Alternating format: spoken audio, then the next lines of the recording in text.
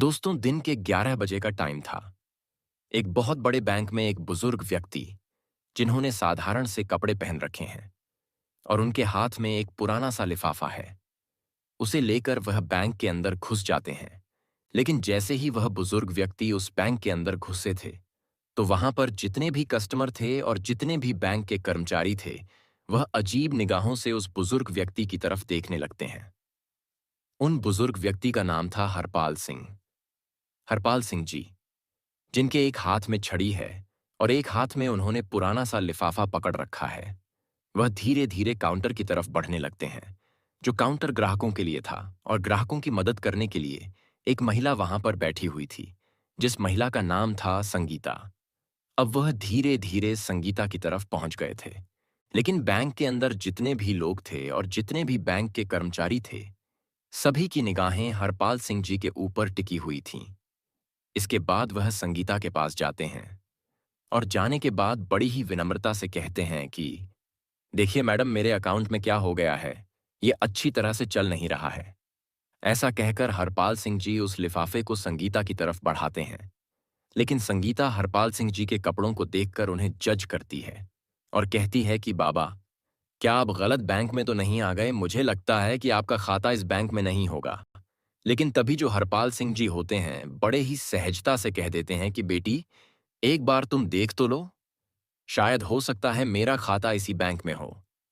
उसके बाद संगीता लिफाफा रखते हुए उनसे कह देती है कि बाबा, इसमें थोड़ा सा टाइम लगेगा और आपको थोड़ी देर तक वेट करना होगा। ऐसा कहकर संगीता और बैंक में मौजूद अन्य लोगों का काम करने लगती है और हरपाल सिंह जी वहीं पर खड़े होकर वेट करने लगते हैं। थोड़ी देर तक वह वेट करते हैं और वेट करने के बाद दोबारा से कहने लगते हैं कि बेटी, अगर तुम थोड़ा बिजी हो तो तुम मैनेजर को फोन कर दो। दरअसल मुझे उससे भी कुछ काम है, तो मैं उनसे कुछ बात कर लेता हूँ। इसके बाद संगीता ना चाहते हुए भी अपना फोन उठाती है और फोन उठाकर मैनेजर के केबिन का नंबर डायल कर देती है। उसने फोन किया था। फोन करने के बाद मैनेजर को बता दिया था कि एक बुजुर्ग व्यक्ति आपसे मिलना चाहते हैं। आप कहो तो मैं उनको वहां पर भेज देती हूँ। इसके बाद जो मैनेजर होता है वहीं से हरपाल सिंह जी को देखने लगता है। हरपाल सिंह जी बड़े ही साधारण दिखाई दे रहे थे, तो तभी मैनेजर फोन पर संगीता से पूछने लगता है कि क्या यह हमारे बैंक का कस्टमर है या फिर ऐसे ही कुछ मुंह उठाकर चला आया है। तो वह कहती है कि सर, ये बात तो मुझे नहीं पता है, लेकिन ये आपसे मिलने की बात कर रहे हैं। तो उसके बाद मैनेजर कह देता है कि ऐसे लोगों के लिए मेरे पास टाइम नहीं है। तुम ऐसा करो, इन्हें बिठा दो और थोड़ी देर बैठकर यहां से चले जाएंगे। ऐसा कहकर संगीता को आदेश मिल गया था बैंक मैनेजर की तरफ से, और संगीता हरपाल सिंह जी को वहां पर वेटिंग एरिया में बैठा देती है।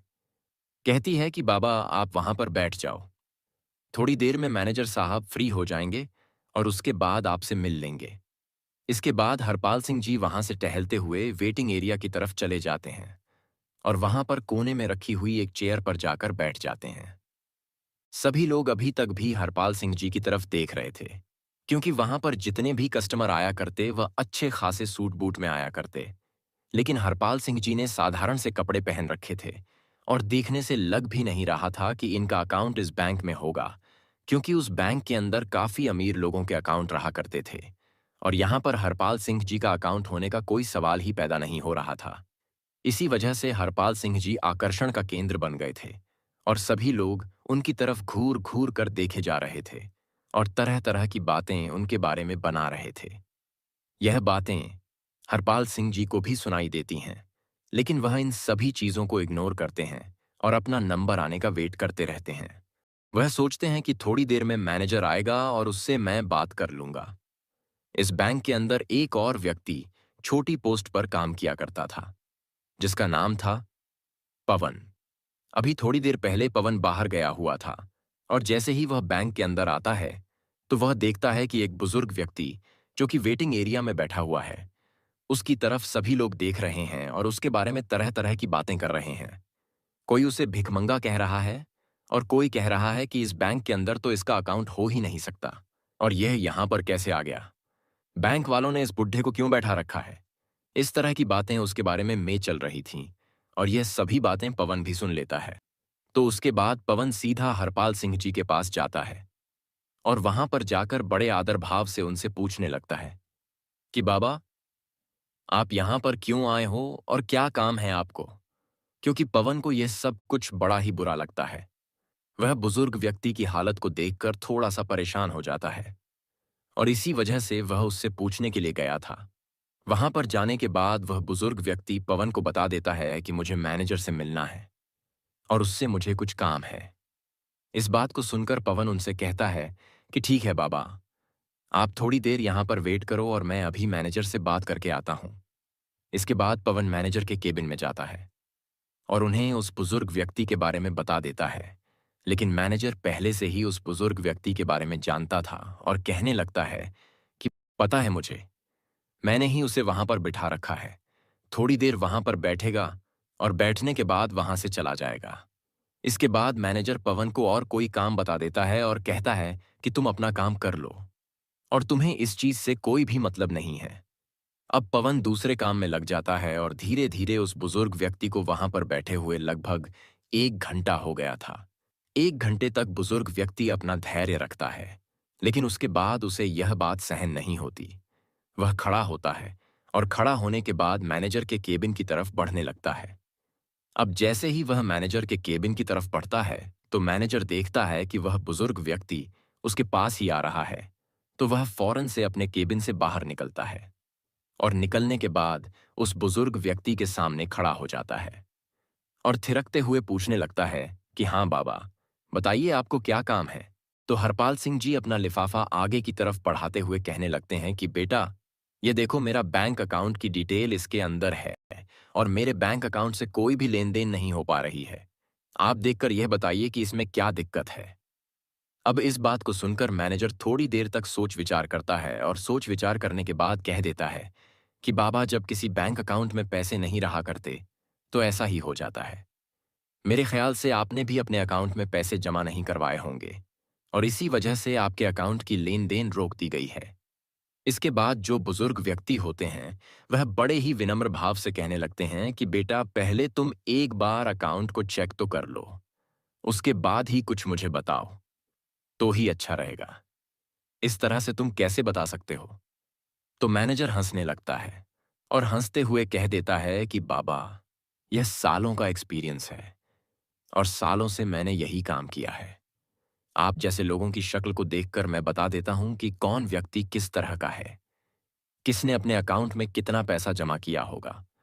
तो आपके अकाउंट में तो मुझे कुछ भी दिखाई नहीं दे रहा और मैं चाहता हूं कि अब आप यहां से चले जाओ। सभी कस्टमर आपकी तरफ देख रहे हैं और बैंक के अंदर एक अलग तरह का माहौल क्रिएट हो रहा है।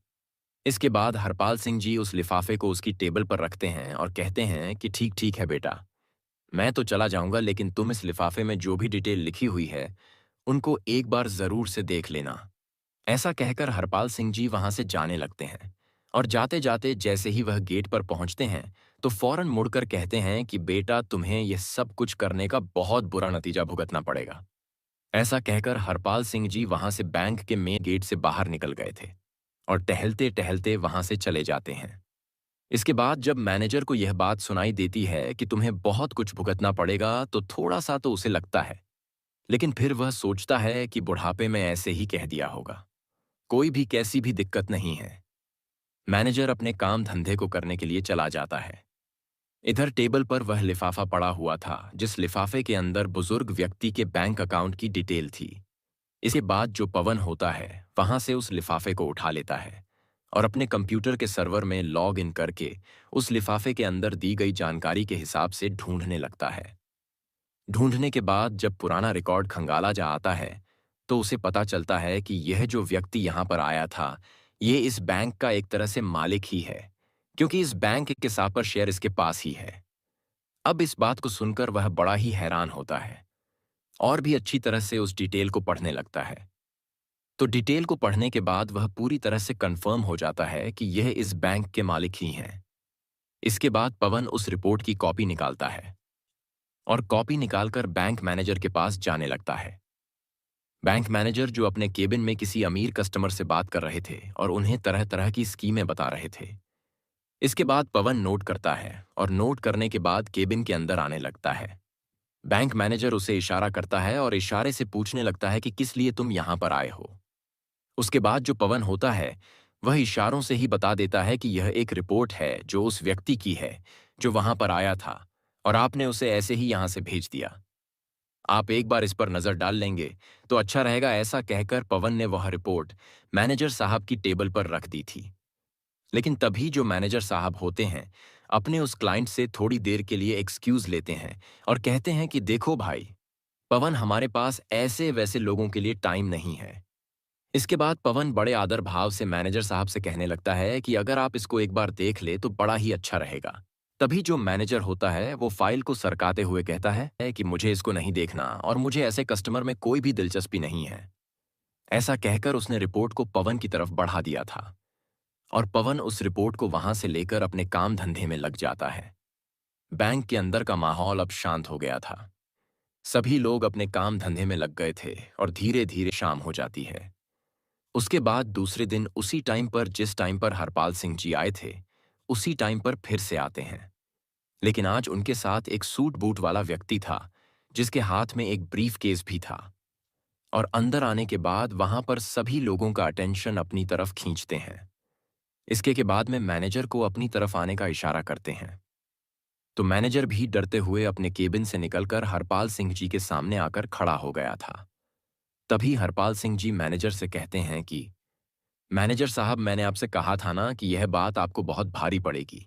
आपने जो कुछ भी कल मेरे साथ किया था वह बिल्कुल भी बर्दाश्त के लायक नहीं है। तो अब आप अपनी सजा भुगतने के लिए तैयार हो जाइए।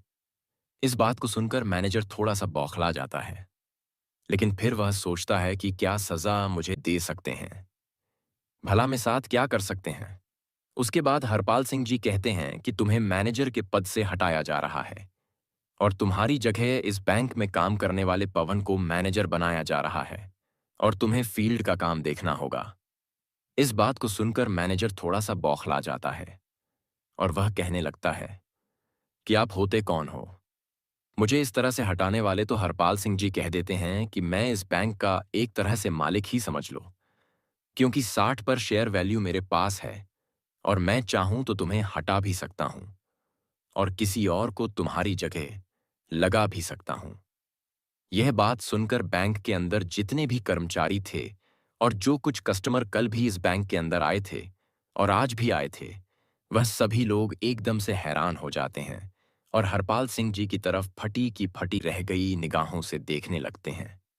इसके बाद वह व्यक्ति जो हरपाल सिंह जी के साथ आया था वह अपने उस सूटकेस को खोलता है और खोलने के बाद उसमें से एक डॉक्यूमेंट निकालता है जो कि पवन की प्रमोशन का था। उसे एक बैंक मैनेजर बना दिया गया था।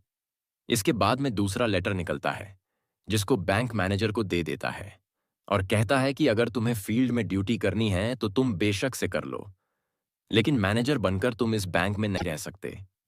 यह बात सुनकर मैनेजर के पसीने छूटने लगते हैं और वह अपनी कल की गलती के लिए बुजुर्ग व्यक्ति से माफी मांगने लगता है। लेकिन तभी जो हरपाल सिंह जी होते हैं वह उसे उठाते हैं और कहते हैं कि माफी किस बात की मांग रहे हो और मैं किस वजह से तुम्हें माफ कर दूं। तुमने मेरे साथ जो व्यवहार किया था वह हमारे इस बैंक की पॉलिसी के खिलाफ है। क्या तुमने कभी भी इस बैंक की पॉलिसी नहीं पढ़ी? यहां पर गरीब और अमीर में कोई भी फर्क नहीं किया जाएगा। सभी के साथ सामान्य व्यवहार किया जाएगा और कोई भी बैंक का स्टाफ ऐसा करता है तो उसके खिलाफ कड़ी से कड़ी कार्रवाई की जाएगी। तो हरपाल सिंह जी कहते हैं कि वह तो मैं तुम पर रहम कर रहा हूं कि तुम्हें काम करने योग्य छोड़ रहा हूं, वरना मैं चाहूं तो तुझे यहां से हटा भी सकता हूं। जो तुमने मेरे साथ किया है वह बिल्कुल भी किसी के साथ नहीं होना चाहिए। तुम्हारे बैंक में काम करने वाला पवन, जिसके हाथ में कुछ भी नहीं था, लेकिन फिर भी उसने मुझसे आकर पूछा और मेरे लिए कुछ करना चाहा, तो इस पोस्ट के लिए वह असली हकदार है। ऐसा कहकर हरपाल सिंह जी संगीता को बुलाते हैं और संगीता को भी इस बात के बारे में फटकार लगाते हैं। इसके बाद संगीता हाथ जोड़ने लगती है और उनसे माफी मांगने लगती है। कहती है कि बाबूजी, मुझे माफ कर दो, मुझसे बहुत बड़ी गलती हो गई और आगे से आपको ऐसा कुछ भी देखने को नहीं मिलेगा। इसके बाद हरपाल सिंह जी वहां से उस व्यक्ति के साथ वापस जाने लगते हैं और सभी लोगों से कहकर गए थे कि पवन से बहुत कुछ तुम्हें सीखने की जरूरत है और इससे जितना हो सके उतना सीख लीजिए। कि ऐसा कहकर हरपाल सिंह वहां से चले गए थे और बैंक का पूरा स्टाफ इस बारे में बात करने लगता है और सोचता है कि अब अच्छी तरह से काम करना होगा। कहीं अगली बार उनका नंबर ना आ जाए। इस बात को सोचकर पूरा बैंक सुधर जाता है और सभी लोग अच्छी तरह से उस बैंक के अंदर काम करने लगते हैं।